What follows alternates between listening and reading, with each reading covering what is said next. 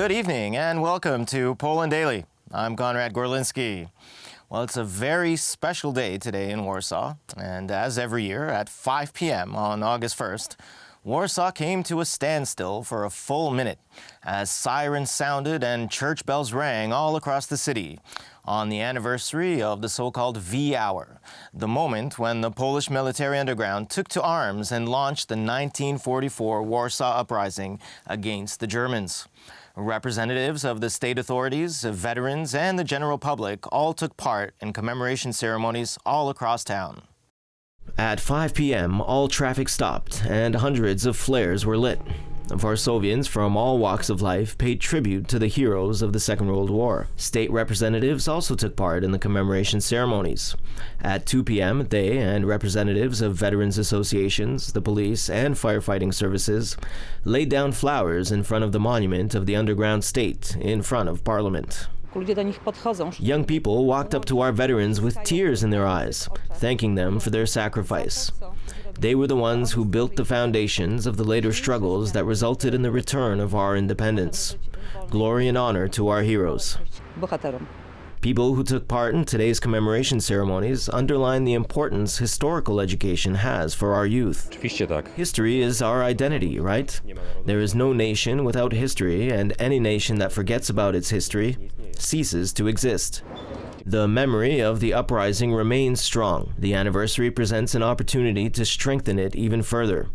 Laying down flowers in front of memorial plaques and educational quizzes for the youth were just some of the events that were organized on the 77th anniversary of the outbreak of the Warsaw Uprising.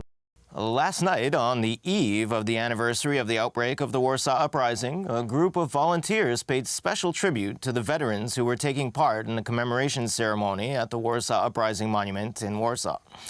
A column of rickshaws modeled on those that were used for transport in Warsaw during the Second World War appeared on Krasinski Square. The volunteers then offered the veterans a ride to show their gratitude on this special evening. The route of the ride included places connected with personal memories of the heroes, as well as important points on the map of insurgent Warsaw. The program of the event did not lack unconventional surprises prepared by the organizers. We want to show them that what they did matters to us. That's why we live in these times we live in, these good times, and it's thanks to them that we live here. The first ceremonial ride of the Warsaw insurgents was attended by 10 veterans, among them the oldest living Warsaw Uprising participant, Colonel Kazimierz Klimczak, aka Szron. This undertaking would not have succeeded if it wasn't for the involvement of so many people of goodwill, including volunteers who care for the veterans on a daily basis, and also participants of reenactment groups. This is a privilege, it's not a service. Everyone does this charitably and even added to this from their savings to make sure that these ceremonies were worthy enough for them. The ride ended in front of the monument of the unknown soldier. I've been participating in these celebrations for years, and I'm glad that there are new ideas, because ones that attract the attention of young Warszawites. We always have this problem because our pupils and the scouts are, by definition, in a certain way convinced and watched over, so then we help out. For instance, there were a lot of us here from Gdynia who wanted to have an enjoyable meeting with the combatants, and they joined us on their way to camp in Bielsko, and they'll be here for V Hour, and then they'll return to Gdynia after their camp. And it's their initiative and desire to be here. It's really incredible that the memory has survived for so long as 77 years. What surprised you? Well, the surprise situations. They just walked the streets and sang. You just had to join in. Will you be back next year? Of course. Cultivating the memory of the Warsaw Uprising, the fight and the sacrifice of the lives of thousands of Warsaw inhabitants is a task for the next generations. During the several decades of communism, the memory of the uprising was suppressed and falsified, and it is our task to make sure that it is never forgotten. Bulgaria's new anti-establishment party, There Is Such a People, or ITN, has received a mandate to build a minority technocratic government after narrowly winning a July 11th general election, the Balkan country's second this year. ITN will have a week to garner support for a new cabinet in the fractured parliament in the European Union's poorest member state. but it faces an uphill battle after it refused to debate ministerial posts with smaller anti-corruption parties. President RUMEN RADEV stressed that the party will have to show voters how they intend to root out corruption as he handed the mandate to ITN's candidate for Prime Minister, 44-year-old entrepreneur Plamen Nikolov. People voted for you with the expectation that you will consolidate the front of change against a failed corrupt model of power. It is time for them to know how and with whom. Failure to win support may prompt yet another ballot in the coming months. ITN and its potential allies, Democratic Bulgaria and Stand Up Mafia Out, whose support has risen after anti-corruption protests last year, have largely agreed on steps to overhaul the judiciary and ensure rule of law. But talks stalled this week after two smaller parties demanded clear commitments and guarantees that the ministers in the new government will stick to agreed priorities.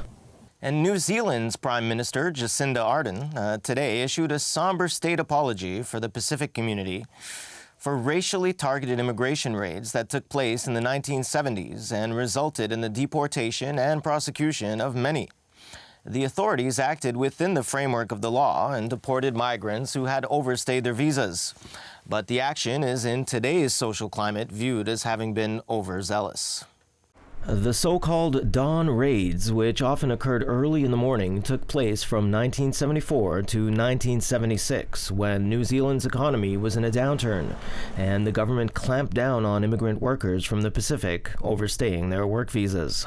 Today, I stand on behalf of the New Zealand government to offer a formal and unreserved apology to Pacific communities for the discriminatory implementation of the immigration laws of the 1970s that led to the events of the Dawn Raids. Addressing hundreds of people in attendance for the formal apology, Ardern said members of the Pacific community continue to suffer and carry the scars of the raids in which they were specifically targeted and racially profiled. The government expresses its sorrow, remorse and regret that the Dawn Raids and random police checks occurred and that these actions were ever considered appropriate.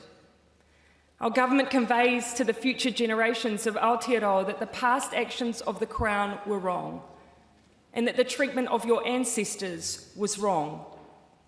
We convey to you our deepest and sincerest apology. We also apologise for the impact these events have had on other peoples, such as Māori and other ethnic communities who are unfairly targeted and impacted by the random police checks of the time. We acknowledge the distress and hurt that these experiences would have caused. Sunday's event included an ifoga, a traditional Samoan ceremony in which people ask for and receive forgiveness, where some ministers and members of parliament draped a mat over Ardern, which was then removed by the Pacific community members. Thanks for tuning in this evening. I hope you have a wonderful week ahead.